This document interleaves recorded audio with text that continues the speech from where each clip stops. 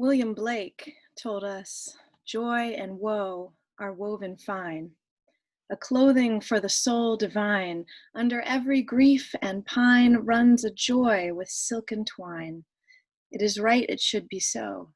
We were made for joy and woe." Last summer, I was very lucky to have sabbatical, and I took part in a long walk across the Irish Burren with the poet David Whyte.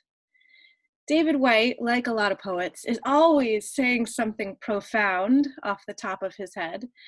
And he said something on that walk that has been on my mind during this pandemic time. He was talking about rituals, and he said that ritual is what we have built up to ensure we won't die.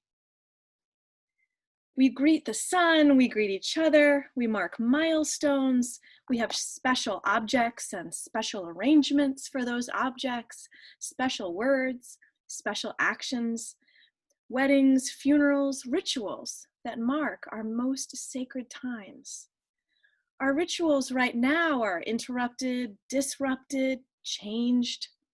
We gather here on Zoom and try to grab hold of that feeling of reverence we receive from taking part in rituals in person.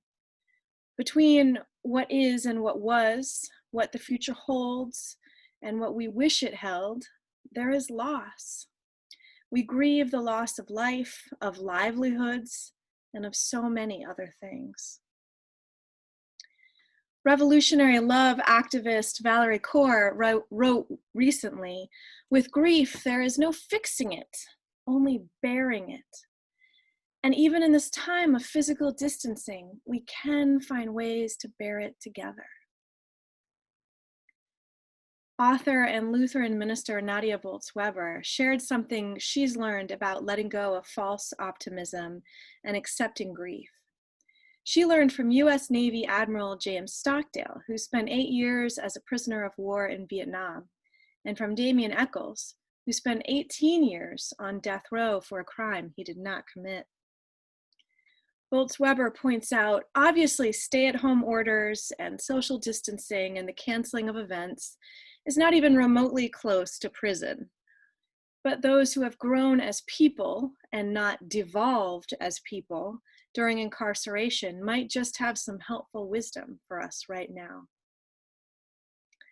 U.S. Navy Admiral James Stockdale survived these 8 years as a prisoner of war, and when he was asked who of his fellow prisoners struggled to make it out alive, he replied this: "The optimists.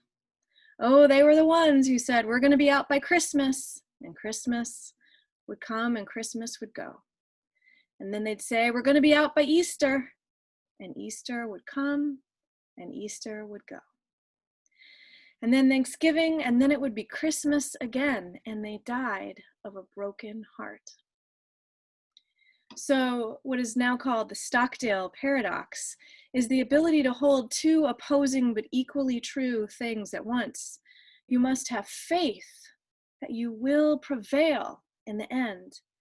And at the same time, you must confront the brutal facts of your current reality. Faith that you will prevail in the end while confronting the facts of reality. Damien Eccles is one of the West Memphis Three, about whom the documentary series Paradise Lost was based. As an 18-year-old, he was wrongfully convicted of murder. He was interviewed by Jason Flom, who asked what wisdom Damien might offer as someone who had spent half his life on death row before being freed. And Eccles said, "The number one thing that helped me stay sane was figuring out that I could not live for the future. When it came down for me, what it came down to for me in prison was having to create a life for myself, not making myself insane, constantly wondering, when is this going to be over?" Whether it's news about the pandemic or your possible upcoming execution date, you can't sit around dwelling on that stuff, or you're going to stew in fear and misery.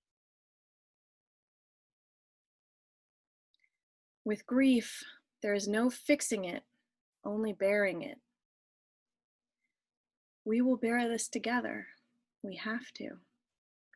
Grief teaches us what forever means. The deeper the love, the deeper the grief. Grief makes life more real. Joy and woe are woven fine, a clothing for the soul divine.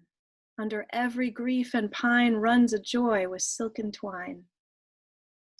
It is right it should be so. We were made for joy and woe. I pray for all of us that we are able to live within this paradox, that we wrap ourselves steadfast in this finely woven cloth of joy and woe. I pray we turn our faces toward the pain of reality, even as we have faith that we will prevail in the end. May it be so. Amen.